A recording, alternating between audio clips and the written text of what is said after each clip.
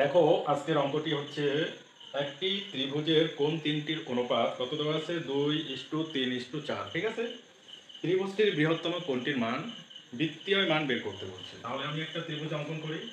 ত্রিভুজ, তো এখানে মনে করো প্রথম কোণ এটাকে ধরলাম 2, এটাকে ধরলাম 3, এটাকে ধরলাম 4। ঠিক আছে, তাহলে আমি ধরতে পারি, মনে করি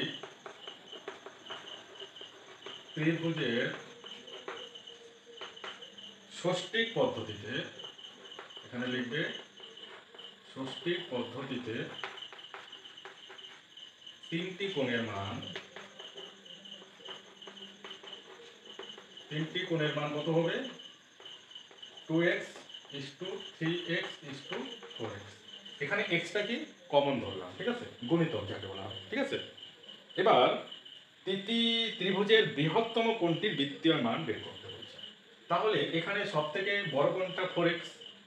এবার দেখো তিনটি কোণের মান, আমরা জানি ত্রিভুজের তিনটি কোণের মান কত 180 ডিগ্রি। তাহলে লিখতে হবে, আমরা জানি ত্রিভুজের তিনটি কোণের মান 180 ডিগ্রি। কি এটুকু ক্লিয়ার? ব্যাস, তাহলে শর্তানুসারে তিনটি কোণ এখানে দেওয়া আছে, তিনটি কোণের সমষ্টি হচ্ছে 180 ডিগ্রি। তাহলে সমষ্টি মানে কি যোগ? তাহলে এখানে দেখো 2x plus 3x plus 4x, তিনটা যোগ করলাম সমান সমান কত লিখবো 180 ডিগ্রি। তাহলে 3 দিয়ে 5, 5 4 9, 9x সমান সমান 180। তাহলে 9 2 18, তাহলে x এর মান কত 20 ডিগ্রি। ক্লিয়ার? আমার বড় মানটা বের করতে বলছে। বড় মান কত? তাহলে লিখবে বৃহত্তম কোণটির মান কত হবে 4x। তাহলে 4x মানে কি 4 ইন্টু x এর মান 20, তারপরে 80। তাহলে বৃহত্তম কোণটির মান কিন্তু 80 ডিগ্রি।